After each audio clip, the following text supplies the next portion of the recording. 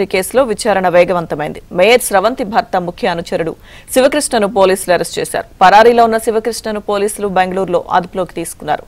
Forgery కేసులో mayor భర్త సహా 6గురిపై కేసు నమోదు చేశారు. కాగా మేయర్ స్రవంతి భర్త జయవర్ధన్తో ముఖ్య నిందితులు పరారీలో ఉన్నారు.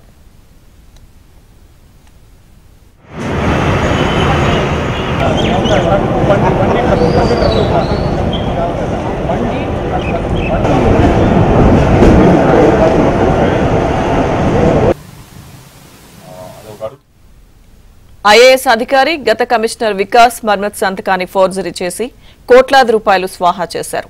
ఇందులో మేయర్ స్రవంతి భర్త జయవర్ధన్ ప్రధాన నిందితుడిగా ఉన్నారు. విచారణలో వైసీపీ ముఖ్య నేతలు పలువురు కార్పొరేటర్ల పేర్లు బయటకు వచ్చే అవకాశం ఉందని భావిస్తున్నారు.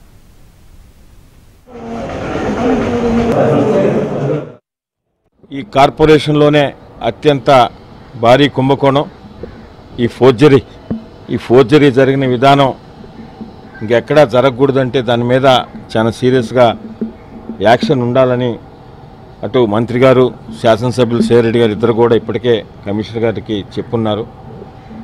అయితే పూర్తిగా మున్సిపల్ కమిషనర్ గారు దీని మీద చాలా సీరియస్గా తీసుకొని దానికి సంబంధించి ఎవరెవరు ఉన్నారో అది అధికారులైనా అనధికారులైనా రాజకీయ నాయకులైనా ఎవరు దాన్ని వెనుకున్నా కూడా పూర్తిగా దానిపైన విచారణ జరిపి అతి త్వరలో కూడా చర్యలు తీసుకోబోతున్నామని కూడా చెప్పారు. నెల్లూరులో ఫోర్జరీ కేసుకు సంబంధించిన పూర్తి సమాచారం మా ప్రతినిధి మహేష్ అందిస్తారు. మహేష్, నెల్లూరు మున్సిపల్ కార్పొరేషన్ లో ఫోర్జరీ సంతకాల కుంభకోణం జరిగింది. దీనిలో ఈ కేసులో ప్రధాన నిందితుడు మేయర్ స్రవంతి భర్త జయవర్ధన్. ఈ జయవర్ధన్ గత వైసీపీ హయాంలో పెద్ద ఎత్తున ఈ ఫోర్జరీ సంతకాలు చేసి కోట్లాది రూపాయలు స్వాహా చేయడం జరిగింది. ఆయనతో పాటు 6గురు పైన పోలీసులు కేసు నమోదు చేశారు.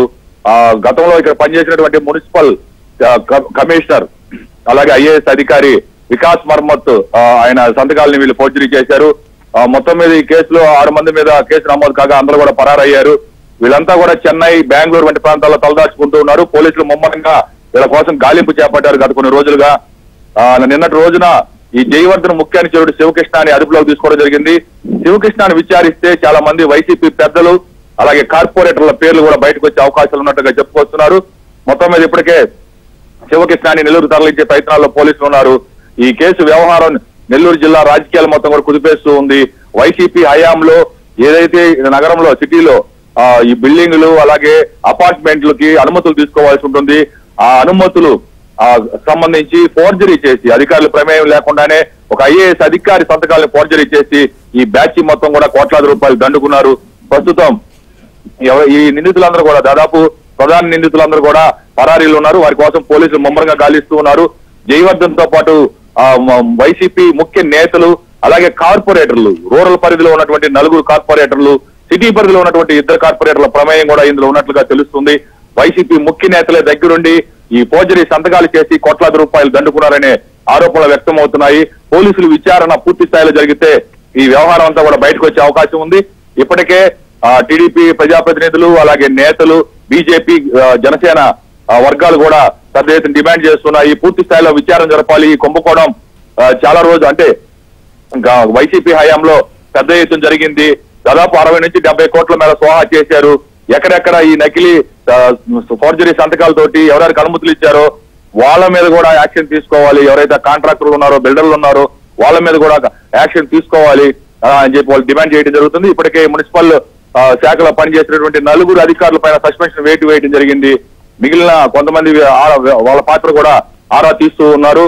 మరోవైపు మున్సిపాలిటీకి సంబంధించి కొంతమంది ఇంజనీర్లు ఉంటారు, లైసెన్స్డ్ ఇంజనీర్లు, వాళ్ళ ప్రమేయం కూడా ఇందులో స్పష్టంగా ఉంది. వాళ్ళపైన కూడా యాక్షన్ తీసుకోవాల్సిన అవసరం ఉంది. ఎవరైతే ఈ ఫోర్జరీ సంతకాల ఈ అనుమతులు పొందారో వాళ్ళందరూ వివరాలన్నీ కూడా గుట్టు బయట పెట్టాలి. వైసీపీ ముఖ్య నేతలు ఎవరైతే ముఖ్య పాత్ర పోషించారో వాళ్ళ వివరాలు కూడా బయట పెట్టాలని చెప్పి టీడీపీ, బీజేపీ, జనసేన పార్టీ శ్రేణులు డిమాండ్ చేస్తూ ఉన్నాయి.